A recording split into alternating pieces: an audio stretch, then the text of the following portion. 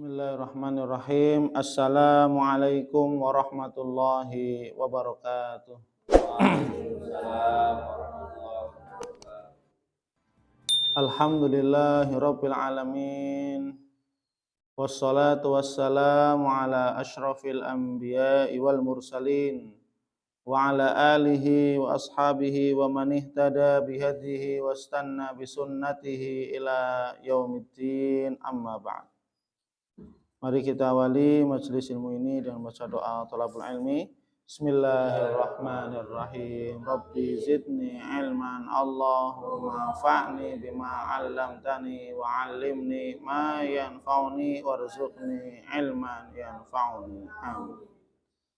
Alhamdulillah, para santri muslimin muslimat dan para hamba Allah sekalian yang semoga kita senantiasa diberikan kesehatan oleh Allah Subhanahu wa taala untuk semakin mentaati Allah, diberikan kesempatan waktu umur oleh Allah Subhanahu wa taala untuk kita semakin dekat dengan Allah Subhanahu wa taala, dan semoga kita dibahagiakan di dunia dan akhirat. Amin amin ya rabbal alamin.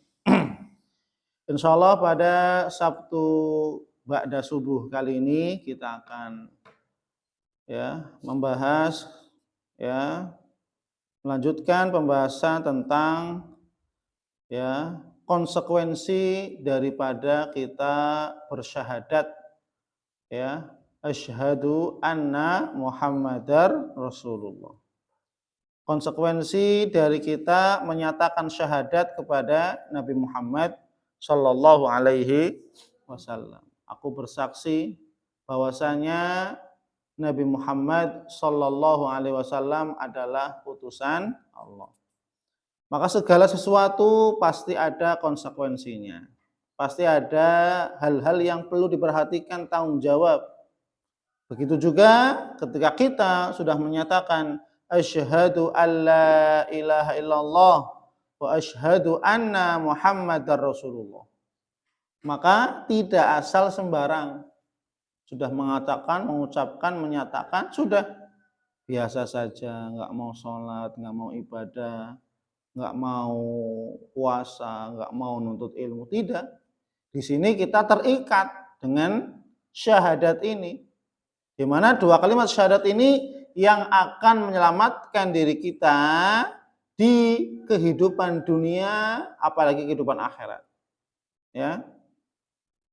Maka konsekuensi yang pertama kemarin adalah ta'atuhu fima amar.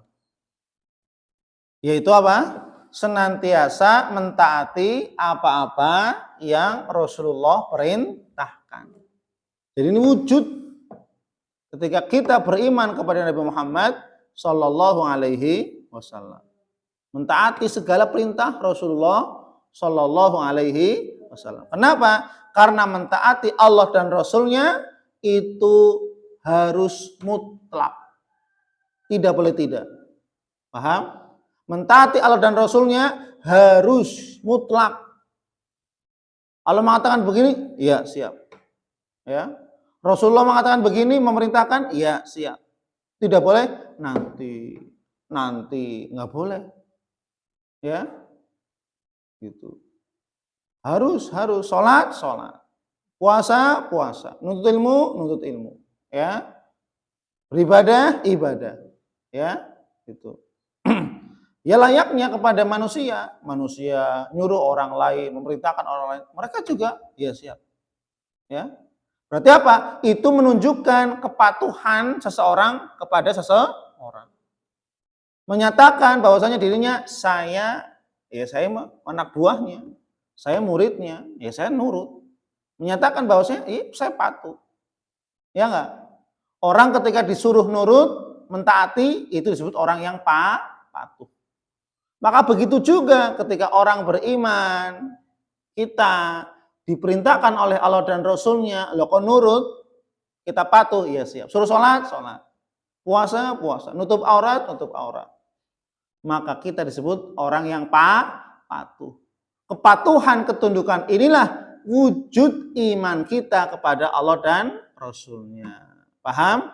Kepatuhan, ketaatan, ketundukan inilah wujud apa? Bentuk konsekuensi tanggung jawab kita setelah menyatakan asyhadu alla ilaha illallah wa asyhadu anna muhammadar rasulullah. Nah, sekarang konsekuensi dari syahadat asyhadu anna muhammadar rasulullah, konsekuensi yang kedua adalah tasdiquhu fima akhbar. Apa? Tasdiquhu fima akhbar. Tasdiquhu fima akhbar. Apa artinya? Senantiasa membenarkan, senantiasa meyakini dan membenarkan apa-apa yang disampaikan oleh Rasulullah Shallallahu Alaihi Wasallam. Ya, jadi tasdiquhu fima, tasdik artinya meyakini dan membenarkan.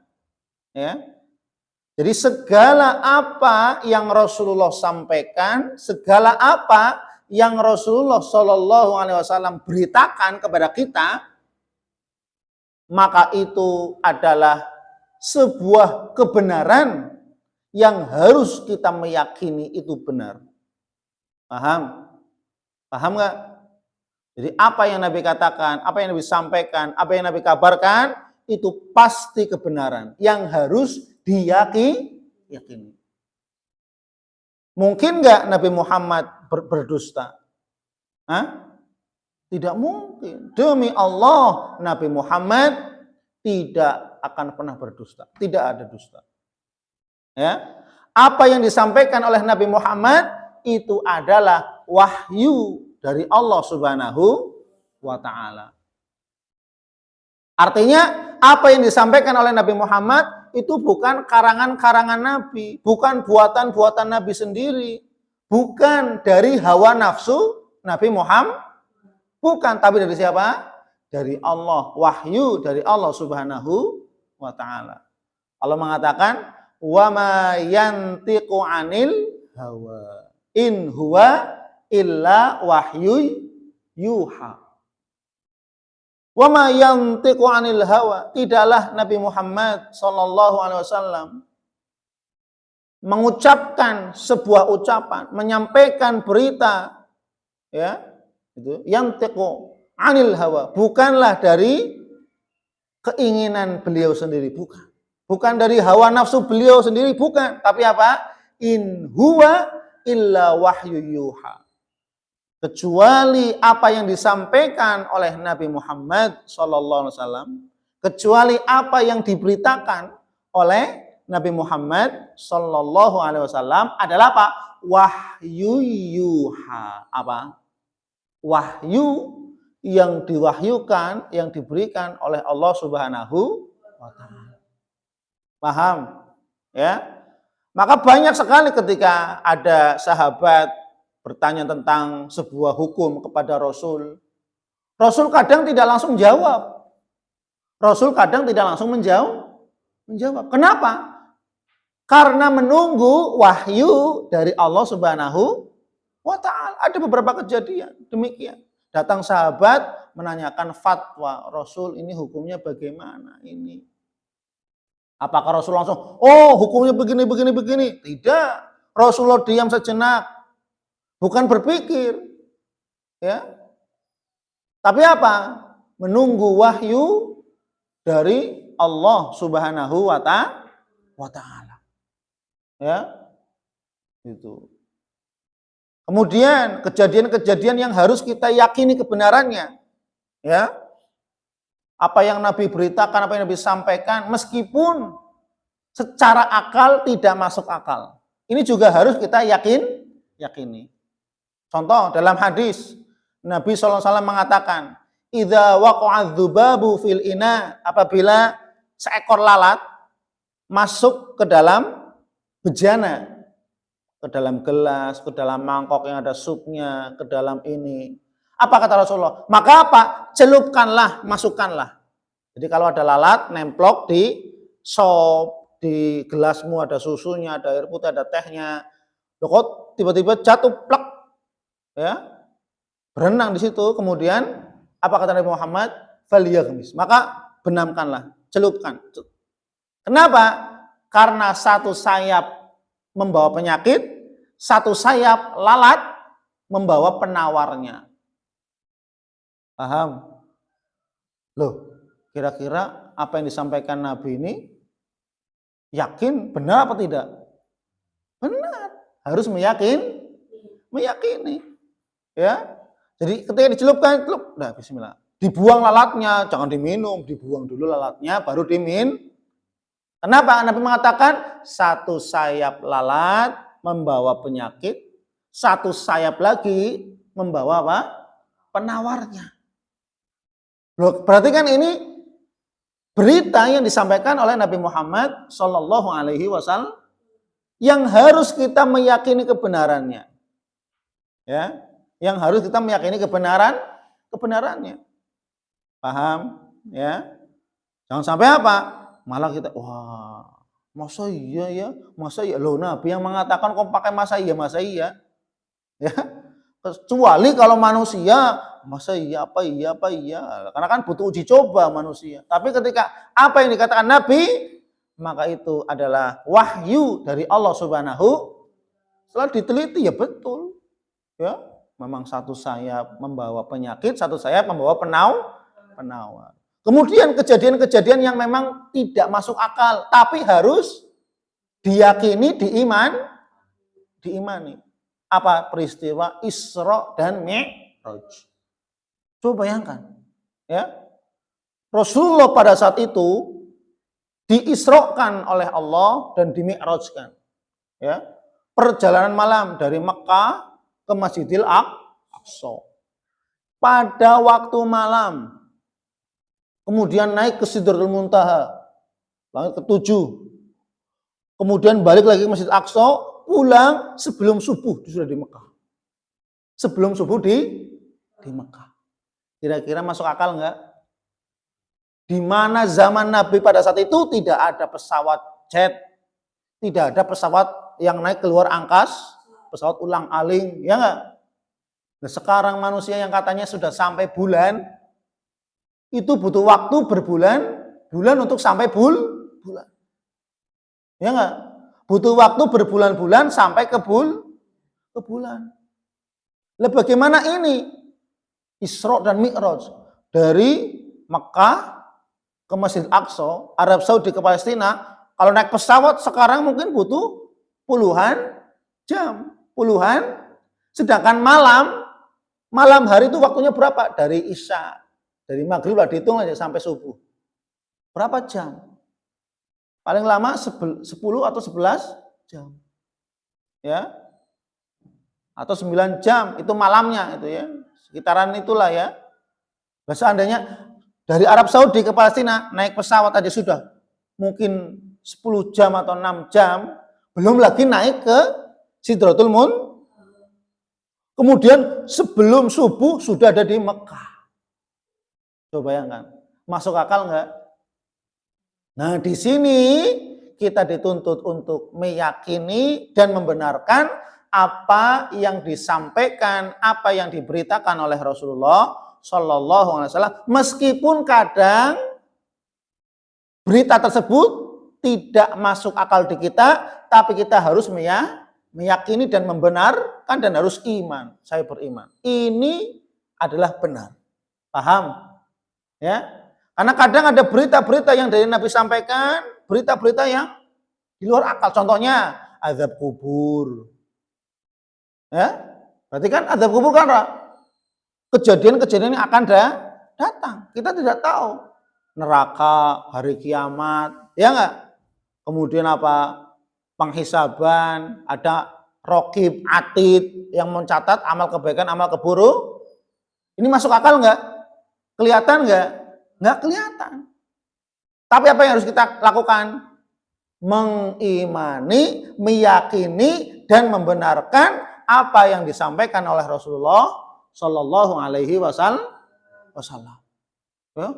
Jangan sampai apa? Oh hari kiamat, oh enggak ada hari kiamat. Loh enggak. Wah di luar masuk akal. Ya? Enggak masuk akal nih. Enggak. Ya, karena memang terkadang Apa yang Nabi sampaikan, beritakan, kadang masuk akal, karena memang realita di dunia kejadian, kadang juga tidak masuk akal. Ya. Maka ini yang harus kita yakini, imani, dan kita harus membenar apa yang dikatakan pasti benar. Tidak mungkin salah. Kenapa? Karena apa yang disampaikan oleh Nabi Muhammad, apa yang diberitakan oleh Nabi Muhammad itu semata-mata wahyu dari Allah Subhanahu wa taala yang harus kita apa? Meyakini, mengimani, membenar meskipun tidak terlihat oleh kasat mata. Seperti hal-hal yang gaib, ya enggak?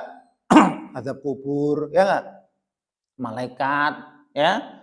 Malaikat pencabut nyawa, hari kiamat, surga, neraka, itu kan semua gaib. Kalau seandainya harus terlihat, nggak mungkin bisa terlihat. Allah Subhanahu wa taala terlihat atau tidak terlihat? Tidak, gaib. Apa yang kita lakukan? Kita yakini, imani, dan kita benar bahwasanya ada Allah Subhanahu wa taala, zat yang menciptakan segala sesuatu. Dialah Allah Subhanahu wa taala meskipun tidak terlihat oleh kasat mata. Paham? Sebagaimana apa juga yang disampaikan oleh Nabi Muhammad itu adalah sebuah kebenaran yang datangnya dari Allah Subhanahu wa taala. Maka Allah Subhanahu wa taala berfirman, "Ya ayyuhalladzina amanu taqullaha wa aminu birrasulih." Al-ayat. Quran surat Al-Hadid ayat 28. Wahai orang-orang yang beriman, ittaqullah, bertakwalah kalian kepada Allah, takutlah kalian kepada Allah. Carilah bekal takwa kalian kepada Allah. Dengan apa? Wa aminu birrasulih. Dengan apa? Beriman sepenuhnya kepada Nabi Muhammad sallallahu alaihi wasallam. Beriman kepada Nabi dengan cara yang pertama tadi, mentaati segala apa yang diperintahkan oleh Rasulullah sallallahu alaihi wasallam. Dan yang kedua apa? Membenarkan, meyakini dan membenarkan segala apa yang disampaikan oleh Rasulullah sallallahu alaihi wasallam meskipun kadang tidak masuk di akal. Dipahami? Ya. Jadi tanda orang yang bertakwa kata Allah di sini, ya ayyuhalladzina amanu taqullah, wahai orang-orang yang beriman yang bertakwa kepada Allah. Apa tandanya? Aminu birrasuli. Senantiasa beriman kepada Rasulullah sallallahu alaihi wasallam dengan berbagai macam perintah, larangan jauhi. Ya, ada berita disampaikan Rasul, kita imani, yakini, kita amalkan. Kalau memang itu perintah untuk diamalkan. Kalau hanya untuk diyakini, kita harus yakin. Seperti peristiwa Isra Mi'raj. Ini di luar akal. Sampai pamannya orang-orang Quraisy ketika disampaikan tentang Isra Mi'raj, mereka mengatakan, wah Muhammad sudah gila, Muhammad sudah gila. Ya, Muhammad sudah gila. Nggak ada yang percaya kecuali siapa? Abu Bakar As-Siddiq radhiyallahu an. Itu Abu Bakar senantiasa membenarkan apa yang dikatakan oleh Nabi Muhammad sallallahu alaihi wasallam. Siapa? Abu Bakar sehingga mendapat gelar As-Siddiq, orang-orang yang jujur dan membenarkan segala apa yang disampaikan oleh Rasulullah sallallahu alaihi wasallam. Maka semoga kita juga termasuk orang-orang yang senantiasa jujur dalam menyatakan iman dan orang-orang yang senantiasa meyakini dan membenarkan dari segala apa-apa yang disampaikan dan diberitakan oleh Rasulullah sallallahu alaihi wasallam meskipun kadang tidak masuk di akal. Tapi kita harus yakin bahwasanya itu adalah kebenaran yang harus diyakini dan diimani. Wallahu a'lam bishawab. Insyaallah kita lanjut pada pertemuan berikutnya. Subhanakallahumma wa bihamdik asyhadu an la ilaha illa anta astaghfiruka wa atubu ilaik. Assalamualaikum warahmatullahi wabarakatuh.